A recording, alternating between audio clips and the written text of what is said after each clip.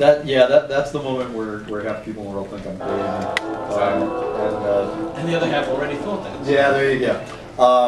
So a couple of things there. I mean, it is a musical comedy in the sense that certain of the characters sing at various points in the game. The first time I started talking about that, a lot of people misunderstood. They thought that this was going to be the interactive musical comedy that we've all been I've been waiting for. And that is not the case. There is a picture in my head of the ultimate musical comedy game, which I hope I'm going to make someday, regardless of what people think, actually. But this is just sort of testing the waters, right? We're just trying to see if, when I say we, I mean me. I have to take responsibility. I wanted to see if gamers will accept songs in games, and if they do, it's great, and if they don't, well, it's still great. But the other thing I want to say before we sort of open this up for questions and stuff is we had one really big goal in the first game, and beyond reminding people Mickey could be a hero, a story hero, and that was to make a game for everyone. I mean, it's a big, grandiose goal, but I met with John Lasseter early in the development of the first game, and he said two things that really struck me. And the first one, the one that's relevant here is, he said, don't think about target audiences. At Pixar, we make movies for everyone. And if you walk around the Disney lot in Burbank at all, and I hope you all get the opportunity to do that because it's magical, you constantly hear people talk about making entertainment for families. And if you think about like watching a movie like Enchanted, or Snow White, or Sleeping Beauty, or Beauty and the Beast, whatever your favorite Disney film is, that there's something there that appeals to adults and kids and everyone in between. And so I took that and said, wow, why don't games ever do that? We never do that. And I said, we're gonna try. And I'm not saying we succeeded. That's for you guys to decide, not for me to claim. But it was certainly our goal, and it's our goal with the new game as well.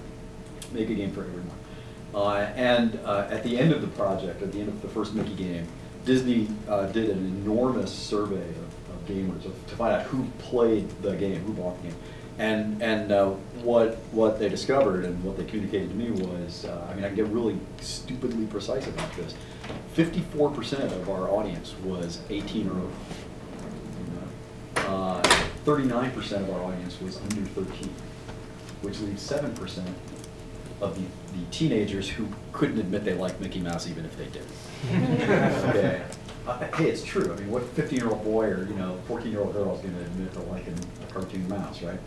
Now we're going to work to change that and get that last 7%. But the reality is, I think the numbers show that we did a pretty good job of doing that. So we're really proud of that, and looking to expand that with this game. There were a couple of other things, and then I really will be quiet.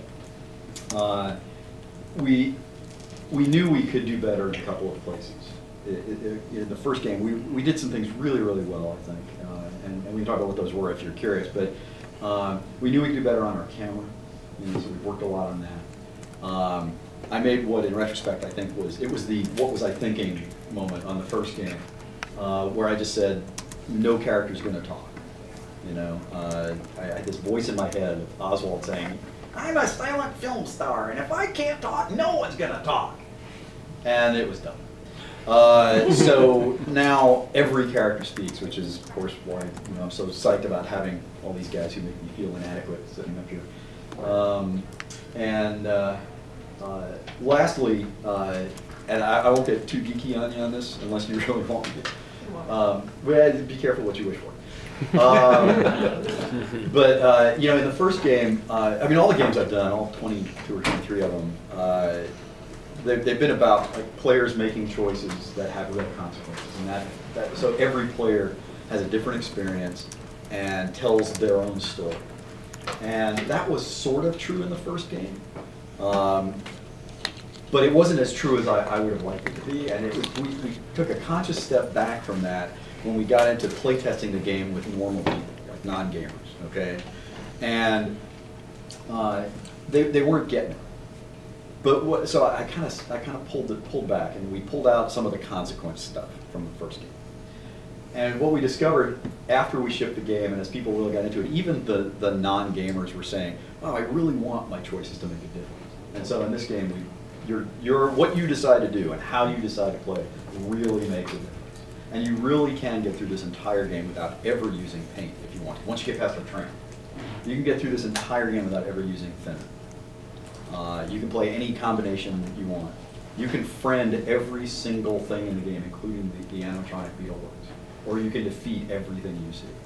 And that really makes a difference. Our QA manager, by the way, this is about to be received wisdom. I'd be lying if I said I had counted all this up, but he said that his testing team was having to test over 100 variations of the game, pass through the game, to test every possible way of getting through the story.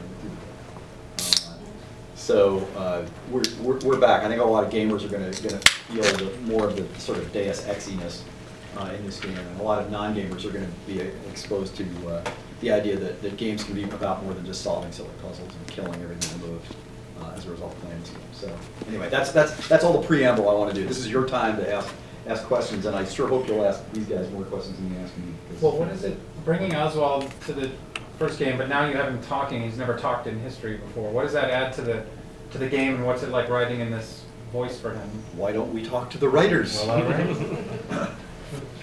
right. Hey, that was a perfect lead. It was first of all, it was sort of amazing. I had known Oswald when I was a little kid and saw it on TV and you know, in the silent cartoons in black and white on that's all we had. So I was very aware of Oswald, but of course there was no voice, and Brian and I are talking and he's saying that when Warren does the voice of it, he sort of has this Brooklyn accent. And could I, as I'm writing stuff, do this Brooklyn accent? And I just went, you know, I'm from Brooklyn. I grew up in Brooklyn. I live there. I could be obnoxious. Yeah, there's no problem there. I mean, I live with that. But it felt so correct for the character because he's sort of the tougher version. He's sort of the guy who's been in charge, and now Mickey comes in and it's like, I'm going to show him, and it's all that sort of stuff. And when Brian and I were working out all of the material, the character of Oswald came through so much, not only his actions, which you see on the screen as you saw on the first one, but now the voice as well. So his character is developed in a way that a silent version just couldn't be. So many cartoons back then, it was, you know, fairly forceful type actions. Even the very early Mickeys were like that. But we were able to keep that going and make him very different from Mickey, and that brought a lot of life to it. Mm-hmm. And I mean, there's a lot of responsibility with it, and we felt it from the beginning that this is the first, especially this is the first Disney true Oswald that has spoken in, you know, 80 years. Well, he never spoke. Yeah, he never spoke ever. Not the Disney version. Yeah, not the Disney version. Mm-hmm. So it was always kind of there in the back of our heads, and it was kind of a process. I mean, we started off as he's sounding more, you know, he started off sounding like Mickey more, and then we went to another thing. And then it was Warren who basically looked at one of our scripts and said, I don't feel the Brooklynness of him, and that's when Warren wrote the one line in the intro that actually it never made it in the intro, but it's funny because the one line that never made it in the intro was the one that defined his character from then on out. Because Marv wrote this, it was the last speech in the intro that was used to be in there. And from then on out, he was like, oh, now his voice is in our head. And this was before either of us we knew that Frank Welker was going to play the role. We actually hadn't heard any of his audition tapes. We hadn't heard any of that. I don't think he did any auditions. I don't think he did. I mean, really, they got to the K and Welt. Yeah. And I just said yes. Yeah, so I was on the first game. For us, we didn't even know how Frank was going to read it. But the funny thing is that when Frank came in to do the voice, it fit perfectly. For whatever reason, what we wrote and what he did just fit absolutely perfect. So yeah, it was great. Well, it sounded just like me going, well, I was a silent film star, except good. You know?